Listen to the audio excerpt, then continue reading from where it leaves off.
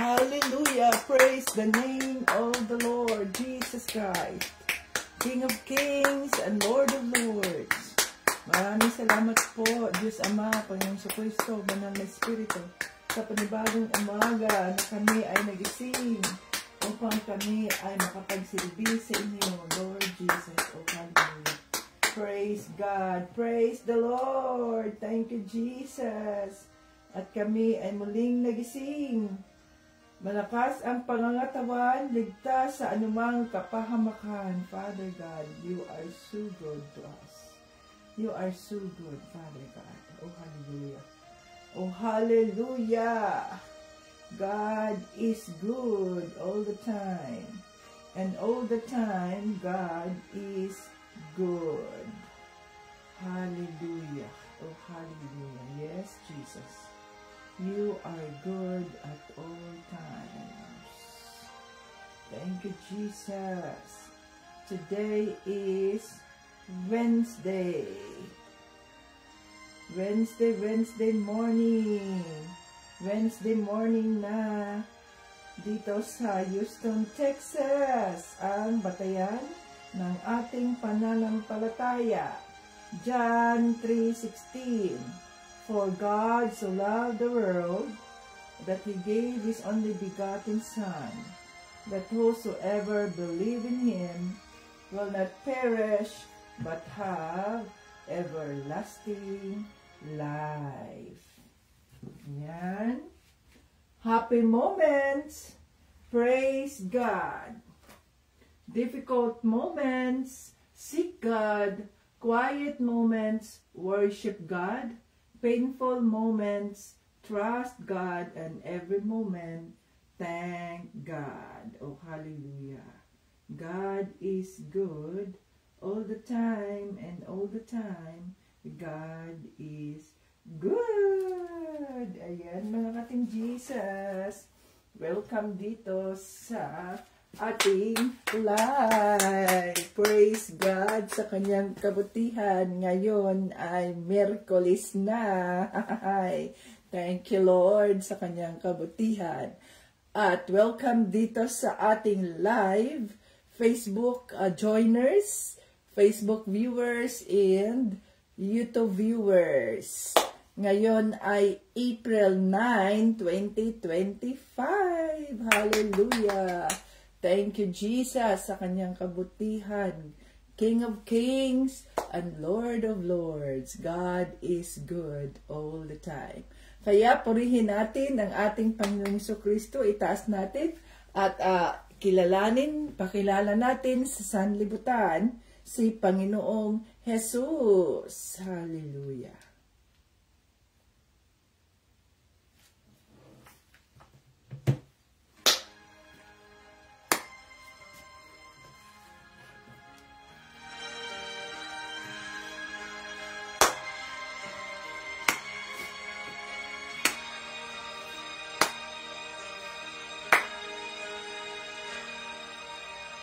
Pagising sa umaga, kay ganda, kay ganda, kay ganda ng mundo, ginawa niya.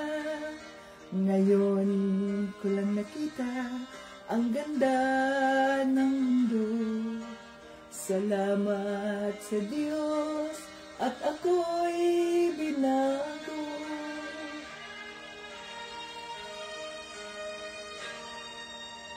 Nang tanggapin ko si Jesus, aking Diyos, nabago ang lahat sa buhay ko.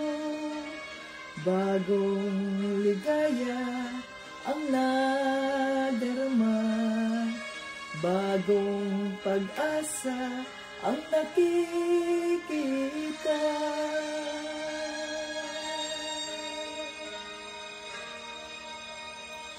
Lahat ay aking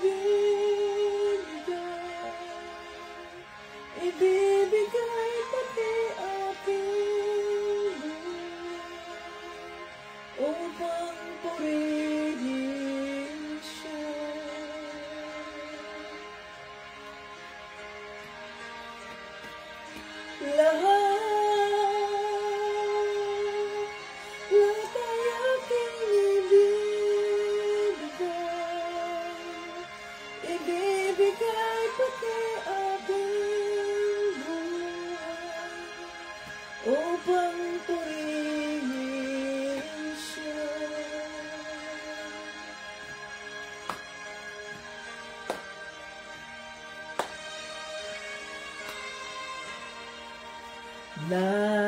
Nag-uumapaw ang aking saya, pagmamahal niya ang nadarama. Kay ganda ng buhay na nasa Kanya, purihin ang Diyos, purihin si Jesus.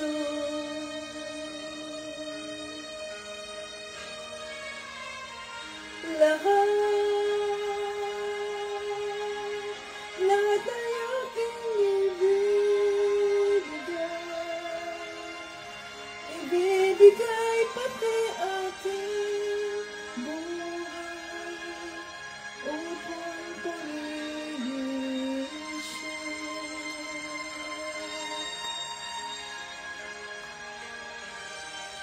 Lahat ay aking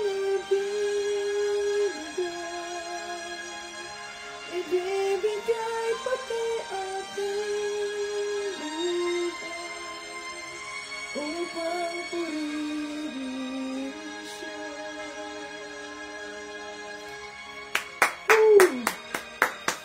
Hallelujah, Father God, in the name of Jesus. Salamat po sa iyong kabutihan. Tanggapin mo ang pinakamataas na uri ng palakpak na aming maibibigay sa inyo lamang, Panginoong Jesucristo. Oh, hallelujah! Hallelujah! Praise the Lord Jesus Christ. Salamat sa lahat ng sitwasyon sa buhay.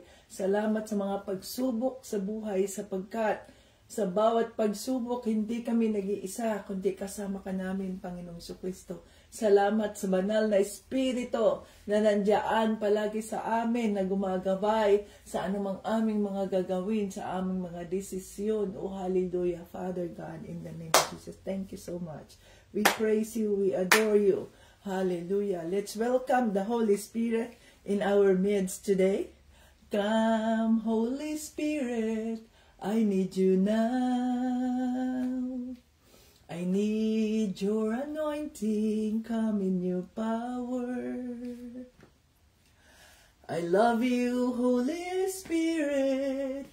You captivated my soul, and every day I learn to love you more.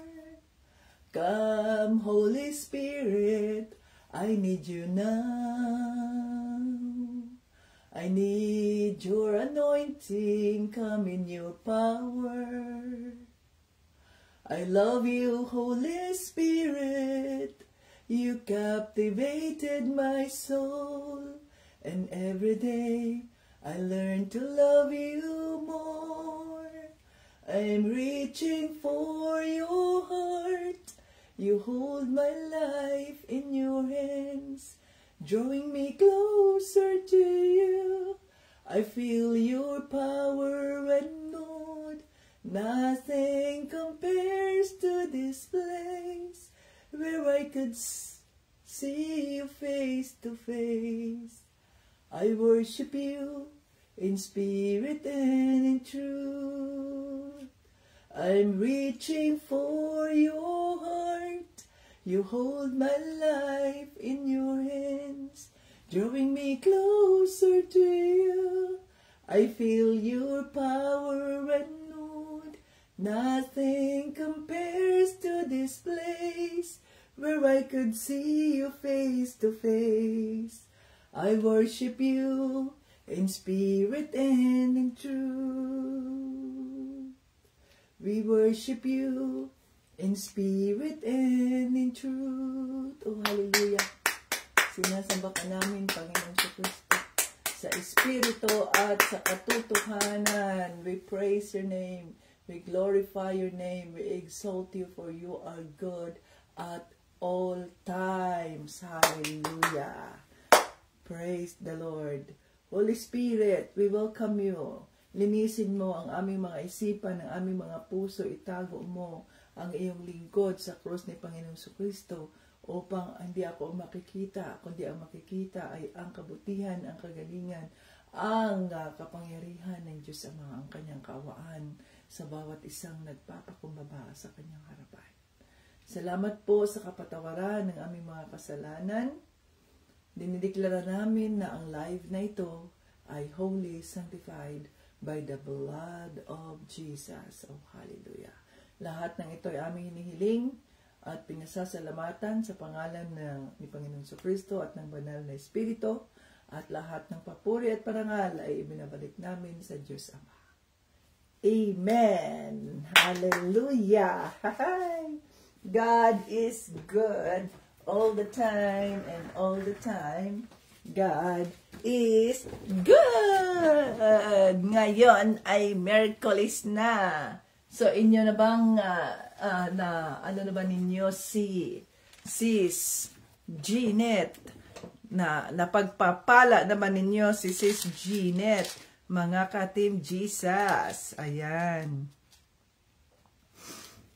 Okay, so 4, 5,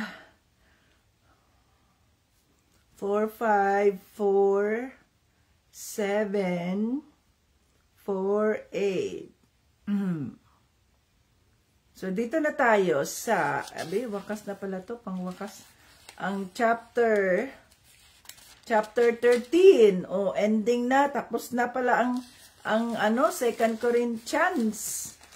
Tapos na ang 2 Corinthians. Panghuli na natin ito sa 2 Corinthians, mga ka-Team Jesus.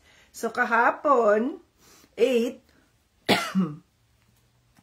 ay tinuruan tayo ng banal na espiritu tungkol sa, ano ba ang itinuro ng banal na espiritu sa atin dito? Ang tungkol sa ang malasakit ni Pablo doon sa mga taga-Korinto at ipinaalala sa atin ng banal na espiritu bilang body of Christ, mga ka-Team Jesus, ay dapat na tayo ay magkasundo, tayo ay magkakaunawaan, tayo ay let us love each other as Jesus loves us. Ayan, so hindi pwedeng sarili lamang natin ang ating titingnan at mag-ingat o kaya bawal o yun bang sa Bisaya pa na likaya nato, no? Na ibig sabihin nun ay iwasan natin ang anumang mga gawain na hindi kaya-aya sa paningin ng Diyos. Kaya nga kanina nung nag-devotion ako, ang nakalagay doon ay anuman ang ating gagawin, let's do it for the glory of God. In the name of Jesus, gagawin natin ang mga bagay na ito. Sa makatuwid, kung halimbawa tayo ay nagchichismisan sa ating kapwa, nagchichismisan o kaya nagchichismis tayo sa isang tao, ginagawa ba natin yan sa pangalan ni Jesucristo? Hindi.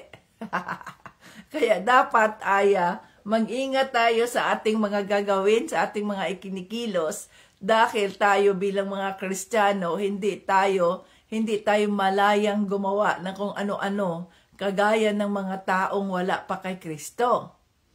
Malaya sila, gumagawa ng ganyan. Sabihin, bakit ito sila, hindi mga Kristiyano, pero tingnan ninyo sila, ang saya-saya nila, ang yaman-yaman nila, ganito, ganyan. Huwag nating ikumpara ang ating mga sarili bilang mga Kristiyano doon sa mundo, sa mga taong nasa mundo, sapagkat ang mga taong yan, sila ang mga kawawa dahil hindi nila alam ang katotohanan. Huwag natin silang kainggitan. No, yung mga taong nasa mundo, hindi tayo maiinggit sa mga taong nasa mundo, sapagkat sila ang kawawa dahil hindi nila alam ang katotohanan. Tandaan natin, we are on the end times. Na ibig sabihin nun, nasa huling panahon na tayo. We do not know when is rapture, but it will come very soon. Ang very soon na yan ay hindi natin alam. Kaya wag tayong we have to mind our own business. business natin ang ating personal na relasyon kay Panginoong Jesucristo at ipag-pray natin itong mga taong nangangailangan ng ating prayer. At pag sinabi ng Holy Spirit, no? Pag sinabi ng Holy Spirit na you share the Word of God, you share the salvation to this soul, to this person, do it. Obey the Holy Spirit. No other questions, no other but, no other ifs, but what if? What if? Walang what if sa Diyos. Pag sinabi ng Holy Spirit, you share, yes, Holy Spirit, anoint me, speak. Oh, ganon. Dahil kung sabihin ng Holy Spirit na magsalita ka, hindi na ikaw magsalita niyan. Siya na, ang Holy Spirit na magsasalita. Magugulat ka kung paano gagawin yun ng Holy Spirit. Just submit to His presence and everything will go well with you. It's not you who's talking, but it is the Lord. It is the Holy Spirit who's talking through you. Kaya kailangan mag-submit tayo. Kagaya ko halimbawa, hindi ko inaalala kung ano kayong sasabihin ko bukas, Lord. Ano na naman ang ganuhin ko? Anong pag-aaralan ko? Hindi ko sinasabi yan. Pag sinabi ng Holy Spirit, pagod ng katawan, matulog ka na. Yes, Holy Spirit, tulog na ako, matulog na ako. Oh. Gising na, gising na naman. Okay, ayusin mo na sarili mo, prepare yourself. Yes, Holy Spirit. Ngayon, nandito na ako sa harap nyo. Di ko alam kung anong mensahe na iparating ng Holy Spirit. I am just submitting myself to Him because I am only a voice. Kaya nga, wala nga tayong pwedeng maipagmayabang na ang galing ko, no? Ako kaya ang nagpaano sa kanya niyan, nagpatanggap sa kanya niyan, ako kaya ang nagganyan. We are just instruments. The glory belongs to God alone. So, instrumento lang tayo Hindi tayo yun, hindi ako, hindi ikaw. It is the Lord. Blessed be the name of the Lord. To God be the glory. So, yun, no, ang tandaan natin, yung mga gumagawa dyan ng mga sexual immoralidad, mag-ingat-ingat kayo dyan. Kung kayo ay nag-i-enjoy pa rin sa pleasure ng inyong mga ginagawa, alam ng Diyos ang lahat. Walang nakatago sa Kanya. Kagaya halimbawa, nung nangyari sa ni Tito Brian, isa sa mga pasyente niya, pupuntahan niya sana. Nung punentahan niya yung dati, sabi niya, wow, ang ganda ng bahay na ito.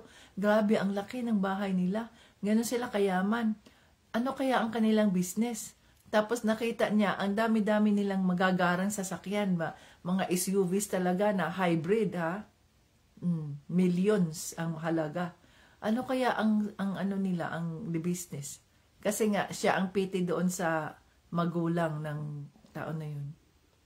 Isang araw, last week lang, pumunta na siya doon sa bahay na yun. Maraming mga naka-uniform at hinarang siya doon sa may garage, doon sa may driveway. Tapos dumaan ng, who are you? What do you want here? Sabi niya, I am a physical therapist and I have a patient in this house. So no, all the people that lives in this house are not here.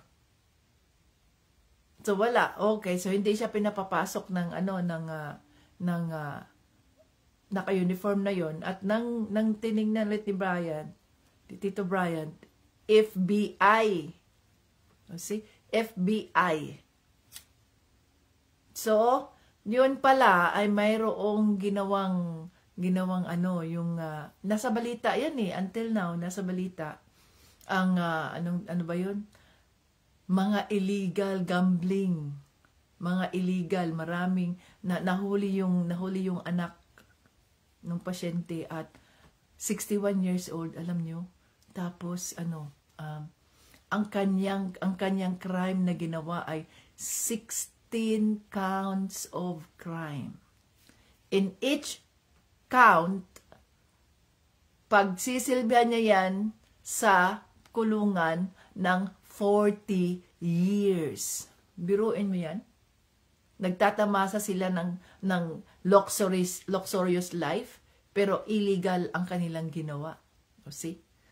Sa simula ay akala mo ay malulusutan. Dami niyang kaso kasi mayroon pa siyang human trafficking. Kasi kumukuha sila ng mga taong mga manggagawa na mga illegal. Ngayon, si President Trump, mainit siya sa mga illegal, mainit siya sa mga immigrants, sa mga migrants na walang mga papel. Oh. So, ayun. Nadiscover. At nakita pa doon sa loob ng bahay nila ang $5 million cash. So, maring simula ay natatamasa mo, sabi mo, ang ganda naman ng ganito nila. No, wow, ganyan, no? Pero hindi mo alam kung paano nila nakuha itong mga ganoong mga daming mga treasure o mga kayamanan sa mundo. At sooner or later, the Lord will expose them sapagkat mali ang kanilang ginagawa. Hindi talaga magtatagumpay ang mali. See? Ganun yun. Kaya hindi tayo yung magsisilos doon sa mga taong ganyan. Ano kaya, ang ganda naman ng nila, wow. Ano kaya ang nila, no? Ang ganda naman, sana all.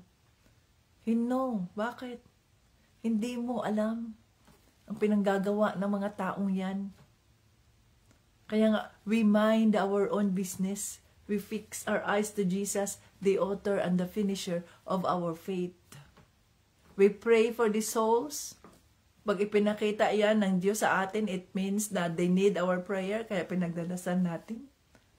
But we never envy or jealous with their lives, lalo na kung hindi sila mga Kristiyano at hindi natin alam kung ano ang kanilang pinanggagawa sa buhay nila.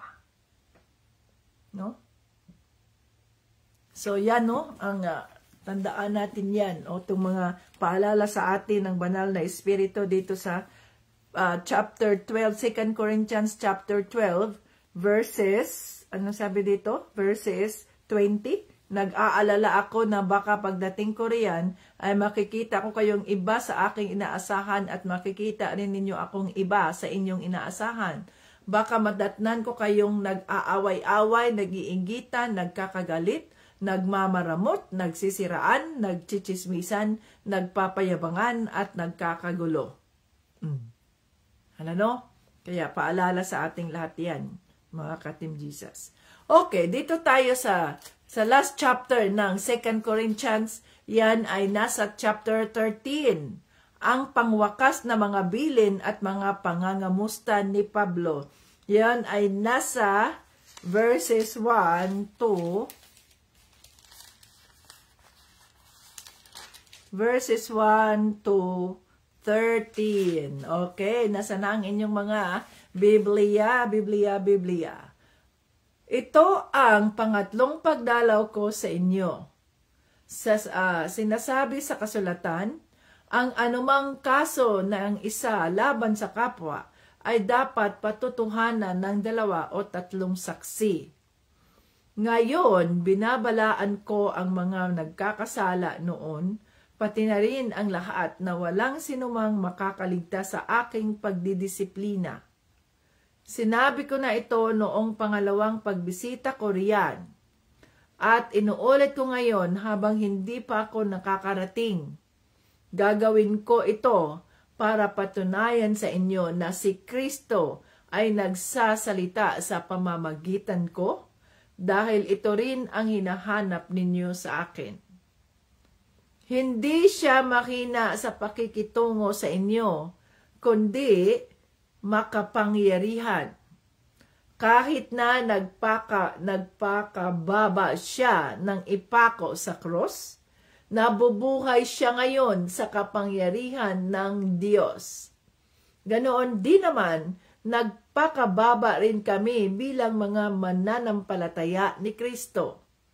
Pero nabubuhay kami sa kapangyarihan ng Diyos para makapaglingkod sa inyo. Suriin ninyo ang inyong sarili kung talagang may pananampalataya kayo kay Kristo. Tingnan ninyong mabuti ang inyong sarili. Hindi nyo ba alam na si Kristo ay nasa inyo? Maliban na lang kung hindi kayo tunay na mananampalataya. Umaasa akong makikita ninyo na tunay kaming mga apostol ni Kristo. Ipinapanalangin namin sa Diyos na hindi kayo gagawa ng kahit anumang masama. Ginagawa namin ito hindi para ipakita sa mga tao na sinusunod ninyo ang aming mga itinuturo, kundi para patuloy kayong gumawa ng tama. Kahit sabihin man nilang hindi kami tunay na mga apostol, kailanman ay hindi kami gagawa ng labag sa katotohanan, kundi ang naaayon lamang sa katotohanan.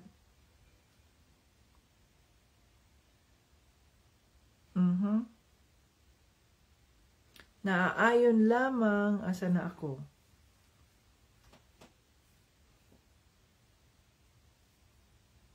Umaasa ako makikita ninyo ang tunay na kaming mga apostol ni Kristo. Ipinapanalangin namin sa Diyos na hindi kayo gagawa ng kahit anumang masama. Ginagawa namin ito hindi para ipakita sa mga tao na sinusunod ninyo ang aming mga itinuturo, kundi para patuloy kayong gumawa ng tama kahit sabihin man nilang hindi kami tunay na mga apostol. Kailanman ay hindi kami gagawa ng labag sa katotohanan, kundi ang naaayon lamang sa katotohanan. Nagagala kami dahil sa aming pagpapakumbaba ay naging matatag kayo sa inyong pananampalataya. At ipinapanalangin namin na walang makitang kapintasan sa inyo. Kaya nga, isinusulat ko ito ngayon habang wala pa ako riyan, para pagdating ko, hindi ko na kailangang maging marahas sa paggamit ng kapangyarihang ibinigay ng Panginoon sa akin. Sapagkat nais kong gamitin ang kapangyarihang ito para sa inyong ikabubuti at hindi sa inyong ikapapahamak. Hanggang dito na lamang mga kapatid at paalam na sa inyo.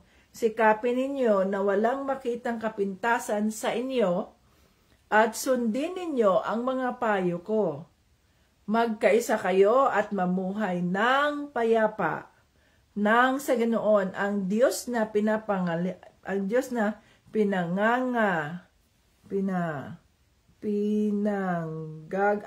pinanggagalingan ng pag-ibig at kapayapaan ay sa inyo.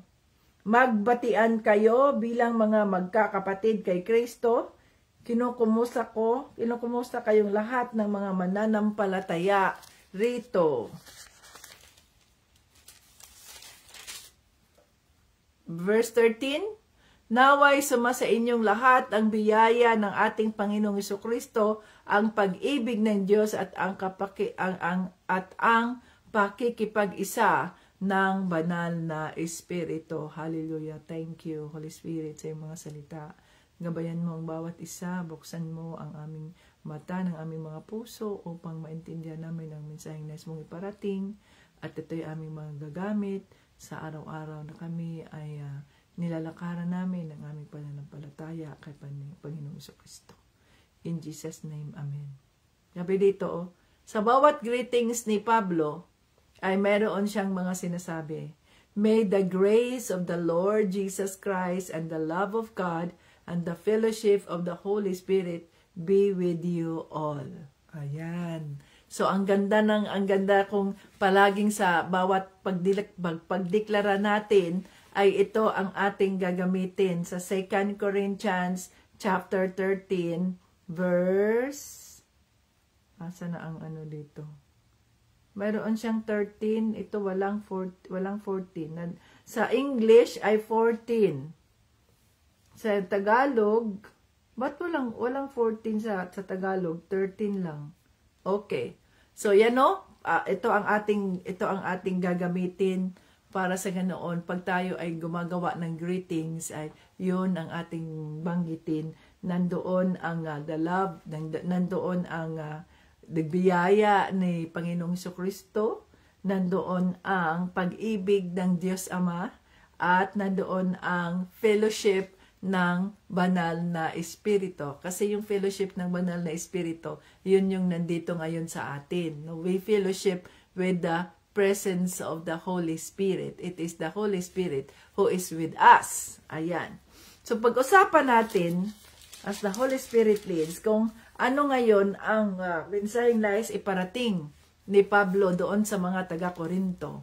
So dito, ipinapahayag niya, no, mga ka-Team Jesus, yung kanyang galit. Anong sabi niya dito? Walang sinumang makakaligtas sa aking pagdidisiplina. Hala! So magkakaroon pag mayroon tayong ministry, pag ang ministry ng Diyos, ng Team Jesus International Foundation ay mag-uumpisa na. So, kasama sa ating ministry diyan ang pagdidisiplina. Kasi kung walang pagdidisiplina sa mga anak ng Diyos, sa mga Kristiyano, o sa body of Christ, at pababayaan lang natin sila, pababayaan lang natin kayo, hindi ninyo malalaman, walang magre-rebuke sa inyong mga ginagawa. Iisipin ninyo na tama ang ginagawa ninyo. Paano ngayon kung napasukan na pala ng masamang espiritu itong kasamahan ninyo diyan sa lugar ninyo, o na isa sa mga leaders napasukan na napasukan na ng masamang espiritu, at hinakayaan lang ninyo kagaya ng nangyari dito sa isa sa mga pastors ng mega church, na sikat yan siya sa television, at very anointed ang pastor na yan, no? Na nakikinig kami sa kanyang mga sermon dahil nandoon yung anointing ng Holy Spirit sa kanya. Ay ngayon, anong nangyari? Convicted siya sa kanyang kasong panghahalay ng isang minor de edad. So, nangyari yun nung siya ay yung parang mission pastor. Bata pa siya. 20 years old pa siya nung nangyari yun. At ang batang yun ay 5 years old pa lang. So yung batang yun ay anak ng isang mananampalataya kay Kristo. Ilang taon na ba ang pastor ngayon? Ang pastor ngayon is like 65 years old. Yung krimen na ginawa niya ay nung siya ay nasa kabataan pa niya na mapusok, di ba? Mapusok kahit na Kristiyano ka na, nasa kabataan ka pa, andoon ang temptation ng demonyo. So, anong nangyari sa kanya? Natukso siya doon sa batang yon dahil nga, siyempre, may tiwala yung mga magulang, doon siya nakatira habang nag-mission siya. Mission pastor pa siya nung mga time na yon. Doon siya nakatira sa isang bahay na yon na mayroong anak na babae. 5 years old. So, nagtiwala naman ng mga magulang dahil nga Kristiyano pastor siya ngayon, so yung batang yon ay malapit na malapit sa kanya. Siyempre sabihin niya, tito, uncle, mga ganyan. No, so, sila rin naglalaro, nagyayakapan, yan. Para bang anak na rin, turing niya doon, kapatid, whatever. Yun pala, napasukan siya ng masamang demonyo o ng masamang espiritu, pumasok ang demonyo sa kanya, dinala niya yung bata doon sa kwarto niya, ganyan, ginaganon-ganon, nimolustian niya, sa simula, nimolustian niya. See? At, tinatakot na niya, huwag kang magsalita ng ganito, ganyan ha. Dito sa Amerika yan, mga puti yan. Tinatakot niya. Ang bata naman, 5 years old, syempre natatakot yan. Ilang taon niya, bawat bumibisita siya doon sa bahay na yun, ginagalaw niya yung batang yun. Hanggang sa lumaki ang bata, umabot na ng 10 years yung bata na yun, 10 years old, ginagawa pa rin niya yun. Inabuso niya yung bata. No? Ngayon lang na-expose na yung, 'di ba, ay medyo nagiging bold na yung mga tao. Tumatayo na sila sa kanilang karapatan na ako, I was a victim of rape, this one ganyan, nung ako'y na ganito. No? At mayroong, I do not know how they prove that, pero tinanggap naman ng pastor ang kanyang krimen na ginawa, guilty siya. So, alam na ng church ang ginawa ng pastor nung ilang taon na yung ang bata ay nagreklamo nga nung siya ay nagreklamo na pala ang bata nung siya ay teenager na. Nagreklamo siya na isa siya sa biktima ng pastor.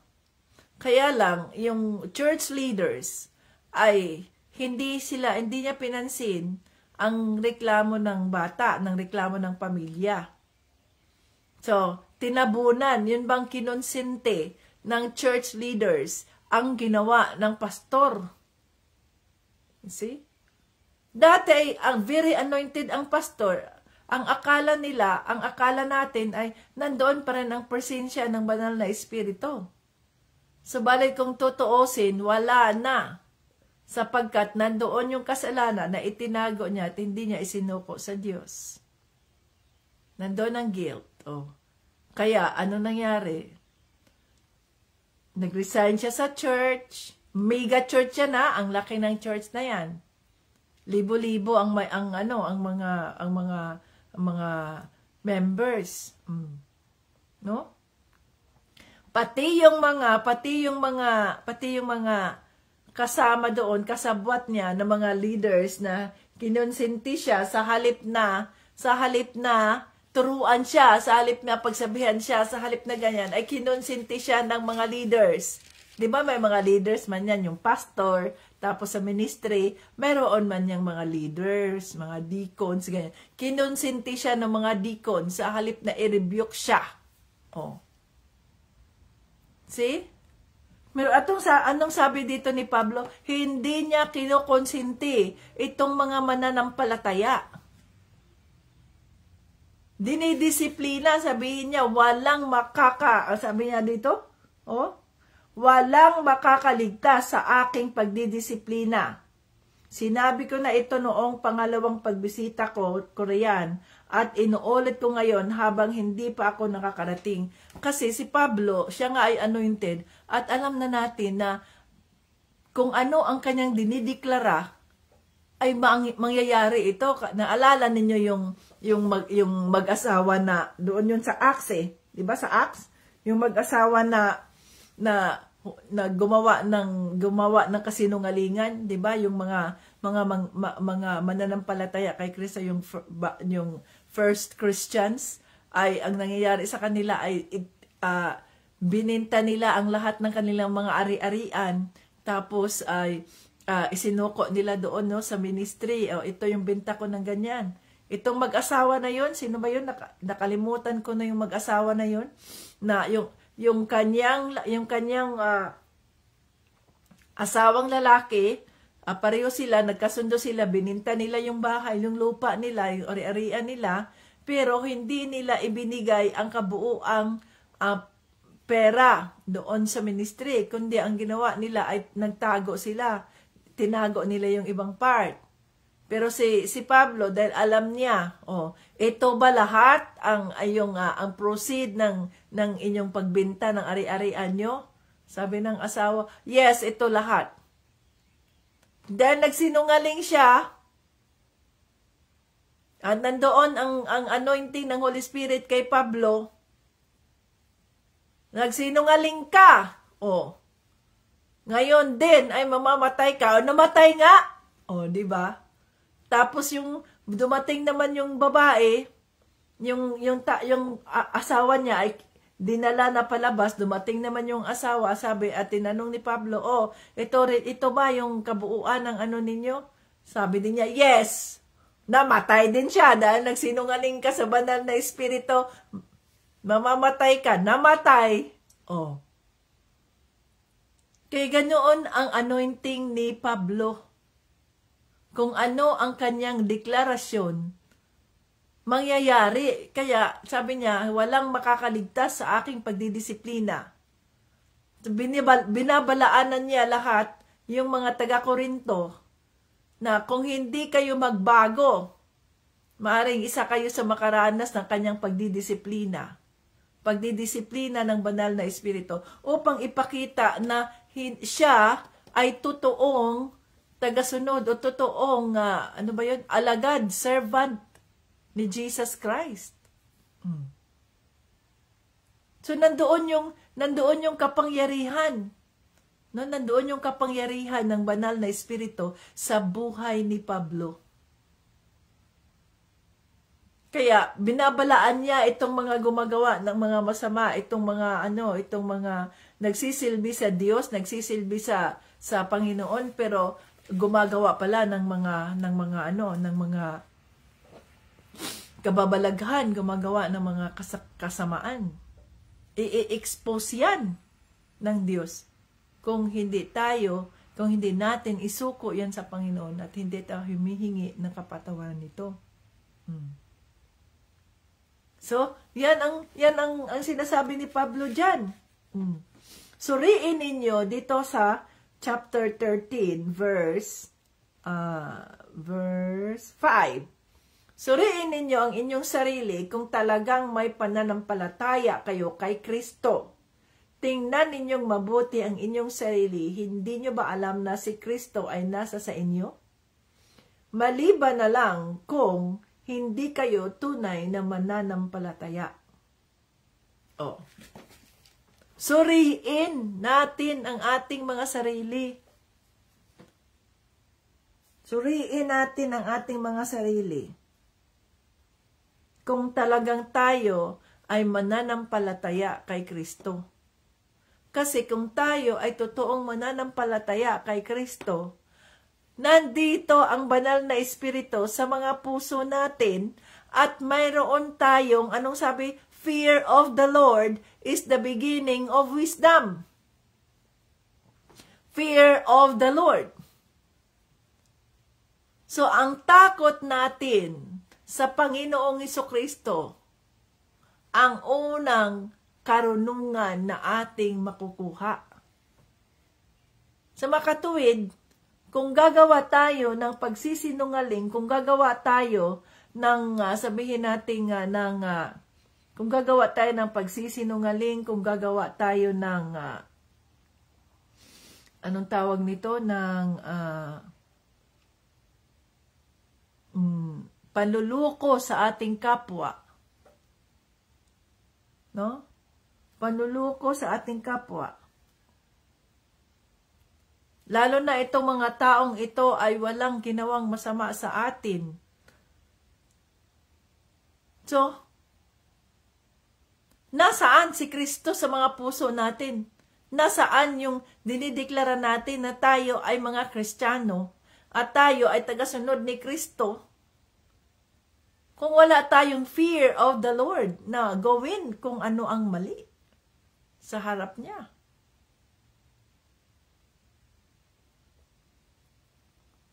Maliban na lamang kung hindi ka totoong mananampalataya kay Kristo. Kasi kung tayo ay totoong mananampalataya ni Kristo, nasa puso natin ang banal na espiritu at siya ang nagtuturo sa atin. Noy, huwag mong gawin yan. Inosente ang taong yan. Wala yang kasalanan.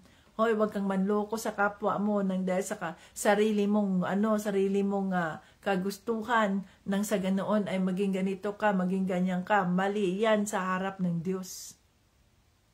Diba? Kaya nga yung sabi sa salita ng Diyos, dito sa, tingnan nga natin, ang salita ng Diyos. Dagdag to kanina yung sinabi dyan, no? Ano ba yun? A reminder to all Christians in Colossians 3:17. And whatever you do, whether in word or deed, do it all in the name of the Lord Jesus, giving thanks to God the Father through Him. Oh. Ano man daw ang ating gagawin sa ating pananalita, sa ating pagkilos, okay?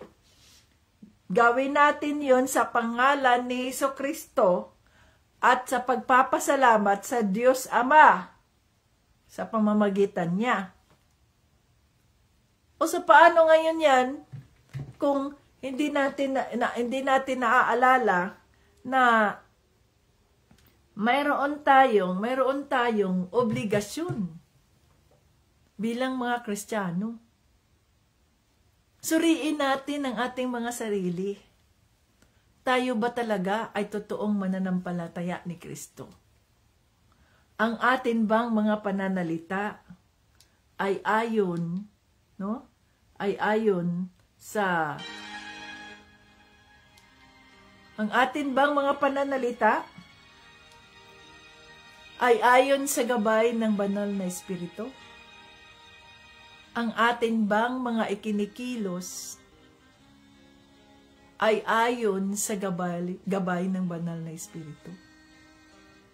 Sa pamamagitan ba ng ating mga buhay, ay nakikita ng ating mga pamilya na tayo ay may Kristo sa mga puso natin? Na tayo ay totoong mananampalataya ni Kristo? Na ang banal na Espiritu ay nasa atin? Let us search our hearts. Let us search ourselves. Huwag na tayong lumayo. Huwag na tayong manuri doon sa ibang mananampalataya.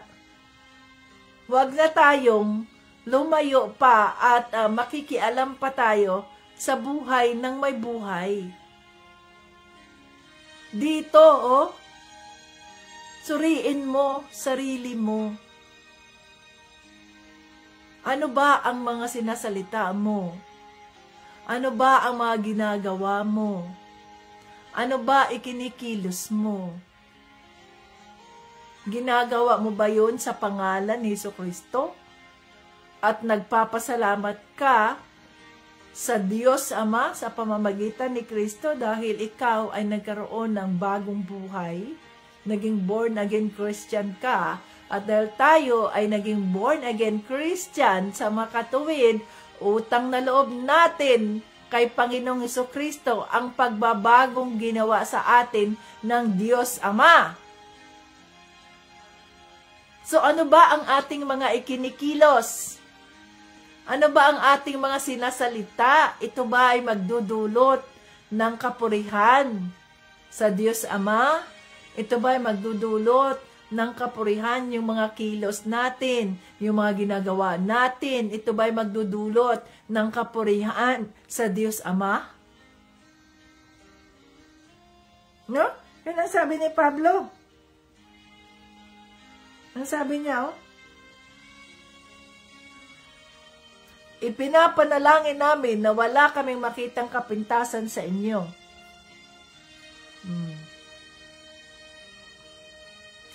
Suriin mo ang sarili mo. Search your heart. Search yourself. Huwag ka makialam doon sa buhay ng may buhay. Kasi, hindi mo obligasyon yun. Ang obligasyon mo ay pangalagaan mo ang iyong relasyon kay Panginoong Jesucristo. Sapagkat sa dinami-dami ng mga tao sa mundo, isa ka sa pinili ng Diyos upang maranasan mo ang kanyang kabutihan. Saan ka ba ngayon sa iyong pananampalataya kay Kristo? Saan ka ngayon sa iyong pananampalataya kay Kristo? Ha? Masasabi mo bang,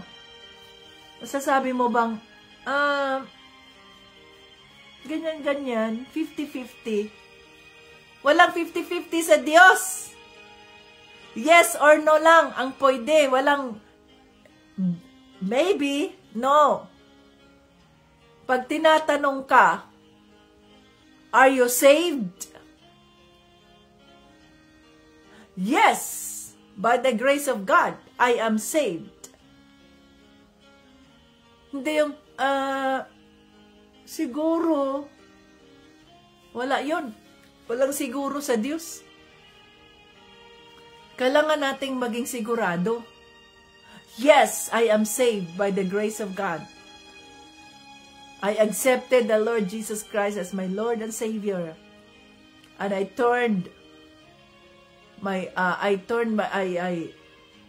rejected my sins. I'm a new creation. So kung tayo ay bagong mga katawan, bagong buhay, bakit nananatili pa rin tayo sa ating lumang pagkatao? Wala, hindi natin napahalagahan ang sakripisyong ibinigay ni Panginoong Jesucristo sa atin. Kung nananatili pa rin, ganito pa rin ako, walang pagbabago, ito pa rin ang luma kong pagkatao, ginagawa ko pa rin ito, ginaganong, no. Na ibig sabihin nun, wala sa iyo ang banal na espiritu. Kasi kung nasa atin ang banal na espiritu, nandoon yung conviction niya palagi. Mali yung ginawa mo. O kung tama naman ang ginagawa natin, i-confirm din niya ng banal na espiritu sa salita ng Diyos. So, ganun lang tayo kung mamuhay tayo sa araw-araw, mga ka-Team Jesus. Kung mamuhay tayo sa araw-araw. Ang Diyos ay puno ng kaawaan. Ang Diyos ay puno ng biyaya at kaawaan. Subalit mayroon tayong obligasyon. Mayroon tayong obligasyon, mga ka-Team Jesus.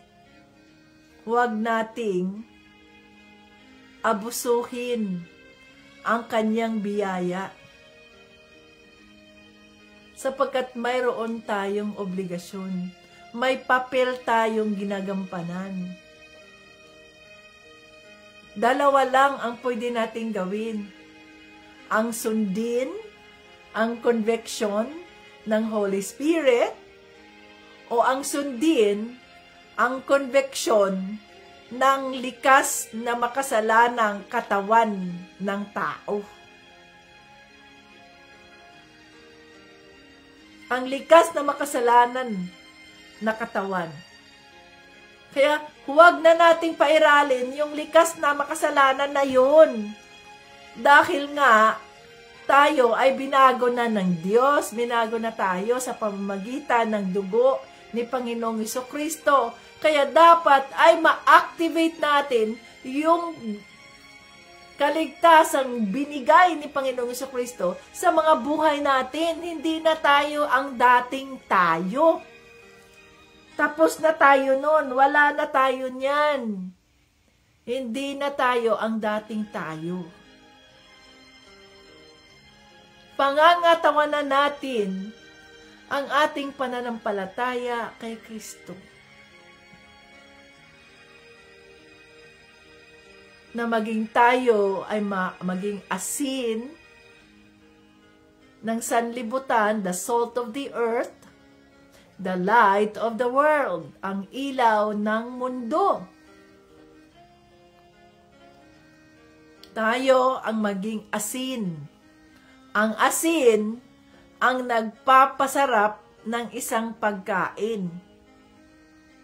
Ang ilaw ang nagbibigay liwanag sa madilim na lugar, sa madilim na daan. So tayo bilang mananampalataya ni Panginoong Jesucristo, tayo dapat yun. So bago tayo magsalita, bago tayo magdesisyon, bago tayo kumilos, isipin natin, ang aking mga salita, ang aking mga gagawin, ay gagawin ko ito, do it in the name of the Lord Jesus Christ. Gagawin ko ito sa pangalan ni Jesucristo. E di kung gagawin natin ay mali, hindi yun sa pangalan ni Jesucristo. Sa pangalan yun ni Satanas. Kaya nga, ano sinasabi? Pause. Ops! Tigil muna, tigil at mag-isip. Ito bang aking gagawin ay tama? Makapagbibigay puri ba ito sa Diyos, sa aking Panginoong Hesukristo o hindi? At dahil kung hindi, huwag na. Minsan ay napupuno na ako sa pagod ko, sa dami kong mga ginagawa, no? It will come. Mangyayari naman yan sa atin kasi we're not perfect eh. Kaya minsan ay nagmamambo lang ako ba? Ganyan. Ay, tapos sabihin ng Holy Spirit, ginagawa mo ba yan para kay Panginoong Kristo? Ko, Holy Spirit, I'm sorry. Hindi ko po ginawa yun para kay Panginoong Kristo. Forgive me. Oh, ganun ba? Hindi na tayo mag-justify sa mga sarili natin. Pag nag-convict ang Holy Spirit, ibig sabihin nun, mali yun. I'm sorry, Holy Spirit. Forgive me. At manahimik na tayo. I'll do this for the Lord. Yan, pagod ng katawan mo, I'll do this for you, Lord. I love you, Lord Jesus. I'll do this for you. Yun lang talaga ang gagawin natin. Paalala natin sa mga sarili natin, I'll do this for you, Lord Jesus, for the glory of God Almighty. I'll do this for you. So, pagpagod na tayo sa mga trabaho natin, mga obligasyon natin, bilang mga ina, bilang mga magulang, bilang asawa, bilang kapatid, at iba pa, huwag sarili natin ang ating titingnan. Ang tingnan natin mga ka-Team Jesus, no? I'll do this for you, Lord Jesus. So pag ginawa natin yan, nababago ang ating perspective. Nababago, no? Bakit? Kasi hindi na natin ginagawa itong mga bagay na ito para sa tao. Hindi na natin ginagawa na magpagod tayo, maglaba, maglinis ng bahay, magluto, whatever you do. Trabaho, mula sa trabaho, umaga hanggang hapon, pag-uwi sa bahay, trabaho pa dito sa bahay, maglinis, magluto, mag-asikaso, whatever. Pagod ang katawan. Lord, I'll do this for you. No? Para sa Diyos ang ating ginagawa, magugulat tayo kung gaano tayo kalakas na magawa natin yung mga bagay na yan. Sapagkat the joy of the Lord is our strength. So, hindi tayo makakaranas o makakaramdam ng pagod. Bakit? We do this for the Lord. So, we have the joy. At yung kagalakan sa puso, yun ang magbibigay sa atin ng galak. Galak.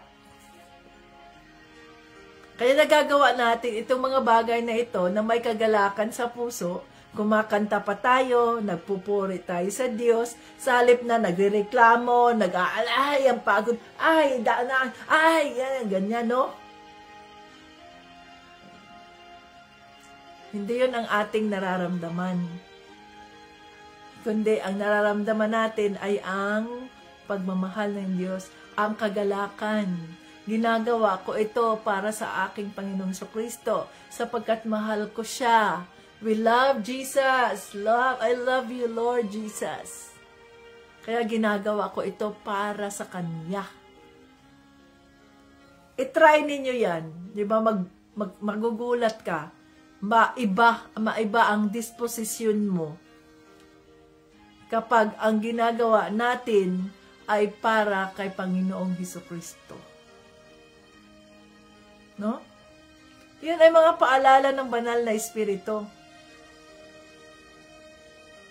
Pag Pagod ka na, pag ganito ka na, overwhelmed ka na, kagaya halimbawa sa opisina, ako nang mag-isa, dami kong mga gagawin, overwhelmed na ako, tapos pag-uwi, o sa umaga, gagawin ko pa yung ano ng DNG, billing, payroll, whatever, scheduling. Ang dami kong mga ginagawa, magluluto pa ako dito, maglinis pa, maglaba, lahat-lahat. Ganito sa Amerika eh. No? Nakakapagod ang buhay. But if we do this for the Lord, nag-iiba ang ating disposisyon. Ginagawa ko ito para sa iyo, Panginoong Jesucristo, dahil mahal kita. Dahil una mo akong minahal. So pag yan ang ating i-meditate, mga ka-Team Jesus, magbabago ang takbo ng ating pakikisama sa ating mga pamilya, asawa, bana, kapatid, mga anak, sa ating mga kaibigan, mga kasama sa trabaho. Magbabago. Magugulat ka. No? Magugulat ka. Mga ka-Team Jesus. Kung paano ka gagamitin ng Diyos. Magugulat din yung mga kasamahan mo. Wow! To God be the glory. Ganun yun. Kung gagawin natin ang ating mga gagawin sa pangalan ni Jesucristo. I'll do this for you, Lord Jesus. Itong pagsasakripisyo ko, why do I need to do this? Bakit kailangan kong magawin ito? Araw-araw gigising ka ng maaga, mag-ayos ka, maghanda ka. Why do I do this? What is this for? This is not for me. I'll do this for the Lord, Jesus Christ. Kaya araw-araw, naghahanda ako sa sarili ko, araw-araw, maharap ako sa inyo, not para makita nyo ako, para makilala ako, no, nothing. They are nothing. Wala nga akong pakialam kung ilan na ang views dyan, ilan ang nag-likes, I don't care. Ginagawa ko ito para kay Panginoong Jesucristo. Ito ang aking katawagan. Dito ako ginagamit ng Diyos. To God be the glory. Kaya hanggang nandoon ang conviction ng Holy Spirit na gawin ko ito, gagawin ko ito for the glory of God. Oh, hallelujah. No? Dahil para sa Panginoon. Sumusunod tayo sa conviction ng Holy Spirit. Yes, Holy Spirit. Sustain me with your grace. Give me the strength. Sumasaya tayo sapagkat nasunod natin ang conviction ng Holy Spirit. Kayo rin dyan, masaya kayo dahil nasunod din ninyo ang conviction ng Holy Spirit na mag-join kayo rito, nakinig kayo, nag-participate kayo, nakinig kayo sa salita ng Diyos, nireview kayo ng salita ng Diyos, binabago kayo ng salita ng Diyos, at yun din ay makikita ng ating mga pamilya, ng mga pamilya ninyo, ang pagbabago. Kung araw-araw tayong nakikinig sa salita ng Diyos, araw-araw nating pinag-aaralan ang salita ng Diyos. No? Wala akong pakialam kung sino-sinong manunood, sino-sinong mag-join, makinig. My role here is to be here and to be the voice of the Lord. Nasa sa inyo na yan, makikinig kayo o hindi. Hindi ko na trabaho yan. Ang trabaho, yan ay trabaho ng banal na espiritu sa mga buhay ninyo. Ang trabaho ko ay humarap dito, magsalita kung ano ang sinasabi ng banal na espiritu. Yes, Holy Spirit. Pagkatapos nun, I'm done. Ang Holy Spirit na ang gagawa ng paraan sa mga buhay nyo. Kung sino-sino kung saan-saan niya ipapadala itong mga mensaheng ito. Nang sa ganoon ay, kung sino man ang nangangailangan, hindi natin alam, itong taong ito nangangailangan sa mensaheng ito, ipapadala ng Diyos yan. At di lang natin alam kung sino-sino ang mga binago ng banal na espiritu nang dahil sa live na ito, hindi ko alam. Ang akin ay ginagawa ko, ang aking tungkulin, sapagkat mahal ko si Panginoong Jesucristo at utang na loob ko sa Kanya ang aking pangalawang buhay. Hallelujah.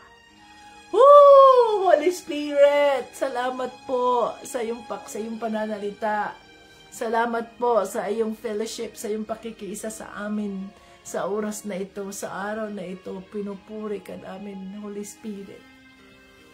We do this all sa pangalan ni Panginoong Jesucristo, in the name of Jesus, and giving thanks to God the Father through Jesus sa kanyang kabutihan sa mga buhay namin. Oh, hallelujah. Holy Spirit, thank you.